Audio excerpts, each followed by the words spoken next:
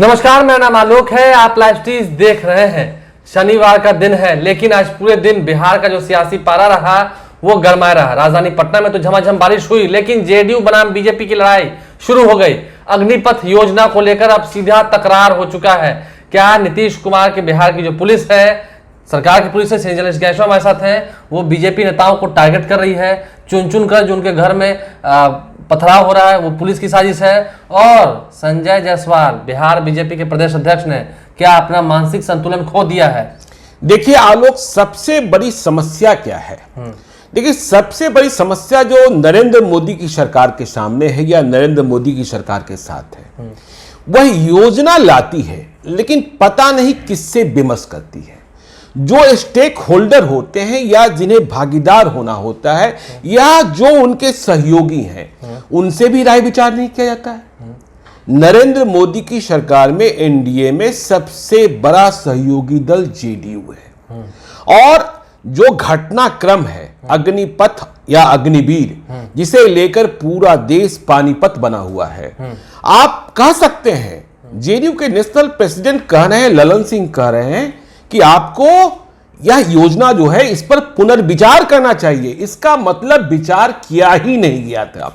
और देखिए, इस बात को समझिए, बिहार क्रांति की धरती रही है। चाहे आप स्वतंत्रता आंदोलन का इतिहास उठा लीजिए, चाहे संपूर्ण क्रांति का इतिहास उठा लीजिए, आंदोलन देख लीजिए। देखिए, बिहार से जब आंदोलन की आग भड़कती है, आप कह रहे हैं, संजय जायसवाल कह रहे हैं कि सरकार संपोषित या बिहार की पुलिस की मौजूदगी में हमले हो रहे हैं। ललन सिंह ने जवाब दिया कि क्या हम छात्रों पर गोलियां चलवा लें? संजय जायसवाल सरकार में शामिल हैं, कहें कि हां छात्रों पर गोलियां चलाइए। देखिए, छात्रों पर गोलियां चलाना एक आत्मघाती फैसला होता है। संजय जायसवाल कह रहे हैं कि जो छात्र हैं, आंदोलन कर रहे हैं, यदि उनके पास कोई विचार है तो सामने लेकर आए। अरे आप पहले ऐलान तो कीजिए कि आंदोलनरत छात्रों से बात कौन करेगा। क्या संजय जायसवाल को बातचीत करने के लिए नरेंद्र मोदी और राजनाथ सिंह ने अधिकृत कर दिया है?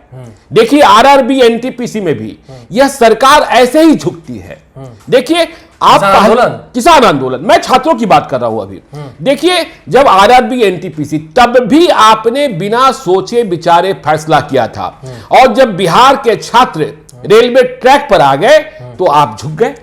तब देखिए, एक समाधान का रास्ता निकाला गया जिसमें तमाम लोगों ने अपील करी, जिसमें सुशील कुमार मोदी भी थे। सबसे बड़ी पहल उन्होंने ही की थी शांति के लिए।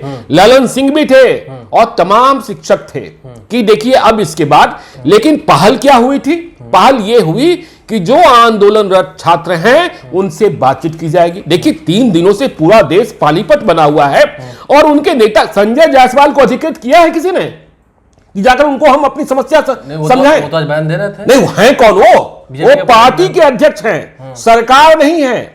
आरआरबी एनटीपीसी में सरकार ने पहल की थी। देखिए, यह ऐलान करना होगा राजनाथ सिंह को और नरेंद्र मोदी को, और यह करना ही होगा। आप रोज नए प्रयोग कर रहे हैं। 3 दिनों पहले आपने अनाउंसमेंट किया और 3 दिनों में 3 नए परिवर्तन हो गए। पहले उम्र का परिवर्तन हुआ, फिर आरक्षण की बात हुई, और आप बातचीत करने के बजाय आप कह रहे हैं हम 24 तारीख से रिक्रूटमेंट की प्रक्रिया शुरू कर देंगे। यदि आप किसी अच्छी सोच के तहत कोई योजना लेकर आए हैं और जिसे इस योजना से लाभान्वित होना है, उसे ही लग रहा है।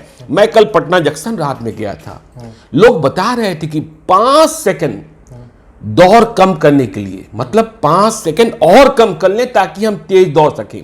3-3 साल लगते हैं लड़कों को। और देखिए, जिस तरीके से कहा जा रहा है, और आप कह रहे हैं नीतीश कुमार और बीजेपी। नीतीश कुमार ने तो अभी तक अपनी जुबान ही नहीं खोली है। नीतीश कुमार तो कुछ बोले ही नहीं है। जेडीयू ने तो बहुत कुछ कह दिया ना। जेडीयू ने कह दिया, लेकिन एक बात समझिए, यह आंदोलन है और यह कोई झगड़ा नीतीश कुमार का नहीं है, यह कोई झगड़ा बीजेपी का नहीं है। जो जेडीयू कह रही है, छात्र आंदोलन कर रहे हैं, जो स्टेक होल्डर हैं, जिन्हें लाभान्वित होना है, वे आंदोलन कर रहे हैं। उनसे तो बात कर लीजिए, जेडीयू से बात करने की जरूरत कहां है? ललन सिंह ने एक और बड़ी बात कही, हाँ, कि जितने बीजेपी शासित राज्य हैं, हाँ, वहां क्यों नहीं गोली चलवा दे रहे? नहीं, अब देखिए, संजय जायसवाल को आज ममता दी, बंगाल अच्छा लगने लगा क्योंकि वहां आंदोलन नहीं हो रहा है। देखिए, याद रखिएगा, बिहार वीर भूमि है और बिहार की सैन्य पुलिस, मैं बिहार में जो आर्मी है वही आर्मी है जिसने कारगिल की अंतिम लड़ाई जीती थी, बिहार रेजिमेंट ने। और याद रखिएगा, बिहार के छात्र जब आंदोलन करते हैं, देखिए संपूर्ण क्रांति जेपी की बात तो हम सभी जानते हैं, लेकिन जब जवाहरलाल नेहरू प्रधानमंत्री थे, बीएम कॉलेज के छात्रों का आंदोलन हुआ था, पुलिस ने गोलियां चला दी थी। याद कीजिएगा, मैं याद कराना चाहता हूं जिन्हें इतिहास पता नहीं है। तो फिर आंदोलन इतना भड़का था कि देश के प्रधानमंत्री पंडित जवाहरलाल नेहरू को पटना आना पड़ा था छात्रों को समझाने के लिए, और पटना के एयरपोर्ट पर छात्रों ने प्रधानमंत्री के हवाई जहाज को घेर लिया था। लेकिन फिर प्रधानमंत्री की अपील हुई थी और शांति हुई थी। तो बिहार के छात्रों को, जिन्हें आप देखिए, ये छात्रों का आंदोलन है, अब तक विशुद्ध छात्रों का आंदोलन है, समझे ना। और अभी इसमें राजनीतिक पार्टियों की दखलंदाजी नहीं हुई है। लेकिन अब तो हो गए। नहीं, देखिए अब जो हो रही है वह जेडीयू और बीजेपी, जो आप कह रहे हैं बीजेपी कह रही है हम बहुत अच्छी योजना लेकर आए। अरे भाई, तो जेडीयू तो कह रहा है ना कि यदि अच्छी योजना लेकर आए हैं तो आप उन्हें समझाइए ना, एक्सप्लेन कर दीजिए, एक्सप्लेन कर दीजिए ना, जो स्वाभाविक तौर पर गुस्से में है। तो आपको समझाना उनको है। अब देखिए, संजय जायसवाल ने अपने ही बारे में कहा, अपने घर पर हुए हमले के बारे में कहा कि मेरी मान्यता है कि जो हमला करने वाले लोग थे वो सैनिक अभ्यर्थी नहीं थे, उनके आस पड़ोस के लोग थे। तो देखिए, अब देखिए बिहार में 2 दिनों ट्रेनों का परिचालन बंद कर दिया गया, समस्या का समाधान। ये हिंसा बिल्कुल गलत बात है, लेकिन आक्रोश कब भड़कता है? जब आप बात करने को तैयार नहीं होते हैं। आरआरबी एनटीपीसी का आंदोलन आपने कवर किया है आलोक जी, याद कीजिएगा, जब सरकार ने कह दिया बातचीत होगी, दिल्ली से हवाई जहाज से लोग आए और इसी महेंद्रू घाट में जहां आरआरबी का ऑफिस है वहां बातचीत की प्रक्रिया शुरू हुई। अगले दिन से शांति हो गई थी ना। अभी देश भर में परीक्षाएं चल रही, तो बातचीत तो कीजिए, आप मनमाना क्यों ठोप रहे हैं? किसे किया? अभी तक तो कुछ किया नहीं। अभी तक तो अधिकृत किया नहीं है। संजय जायसवाल समस्या का समाधान करेंगे क्या? पूरे देश के लोगों का, पूरे देश के लोगों का? या कह दें नरेंद्र मोदी, या कह दें राजनाथ सिंह कि हाँ भाई, हम संजय जायसवाल को ही राजनीतिक वार्ता के लिए अधिकृत करते हैं। नहीं, वो तो संजय जायसवाल तो ये भी कहते थे कि जिन लोगों को तकलीफ हो रही है इशारों में, क्योंकि जेडीयू ने भी पुनर्विचार के लिए कहा था, वो सामने आके बताएं तो कि उनको इसमें दिक्कत क्या लग रहा है। नहीं भाई, आप जेडीयू से क्यों कह रहे हैं? नहीं, इशारों में नहीं, इशारों में देखिए, परेशान कौन है? परेशान छात्र हैं और उनके सामने चिंता है कि 4 साल के बाद क्या। देखिए, आप 21 साल और 23 साल की उम्र में एक आदमी घर रिटायर होकर आ जाएगा, उसकी शादी भी नहीं हुई रहेगी, और जो कन्या पक्ष के लोग होंगे वह पूछेंगे कि होने वाला दामाद नौकरी करता है या कुछ और करता है, तो उसे बताया जाकर नौकरी करता है ना नौकरी खत्म हुई है। हाँ, तो ये जो डोल्टन की स्थिति है। और देखिए, इस बार जो मसला फंसा है, बीजेपी फंस गई है बिहार में, और बीजेपी फंसी हुई है। बीजेपी, देखिए, नीतीश कुमार चुप हैं। नीतीश कुमार को पता है कि मुझे बोलने की जरूरत नहीं है। यदि गोली चलाने का आदेश देना है तो क्या ज्वाइंट प्रेस कॉन्फ्रेंस करेंगे डिप्टी चीफ मिनिस्टर जो है इनके? अब देखिए, अब दूरी कितनी बढ़ रही है। यह सही है कि हिंसा गलत है, बीजेपी नेताओं को जिस तरीके से टारगेट किया जा रहा है। देखिए, आप अपनी बातें अहिंसक रूप से रखिए, आप जबरदस्ती आप आगजनी मत कीजिए। महात्मा गांधी का देश है, उन्होंने भी अहिंसा के राह पर चलकर देश को आजादी दिलाई थी। बिल्कुल, महात्मा गांधी का देश है, लेकिन बहुत लोग मानने वाले तो देखिए गोडसे को भी मानते हैं, बहुत लोग मानने वाले भगत सिंह को भी मानते हैं, ठीक है ना। तो बिहार, आपको बात तो करनी होगी ना, जब गुस्से में छात्र हैं और वो किसी के लीडरशिप को भी नहीं मान रहे हैं। ऐसा नहीं है कि कल ललन सिंह कह देंगे तो शांति हो जाएगी।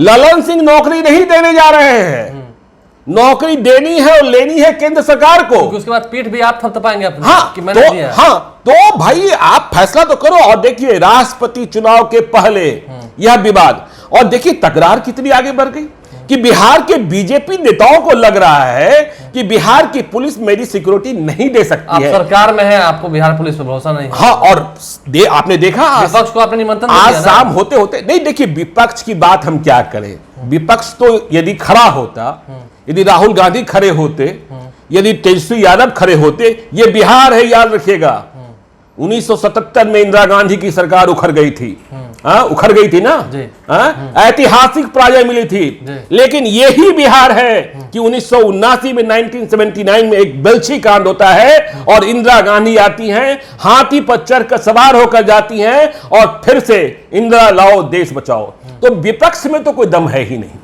ठीक है ना। चाहे वो राहुल गांधी की बात कर लिए, चाहे तेजस्वी यादव की बात कर लीजिए। राहुल गांधी दिल्ली में बैठे होते हैं, तेजस्वी यादव पटना से गायब रहते हैं। तो आप विपक्ष की बात मत कीजिए।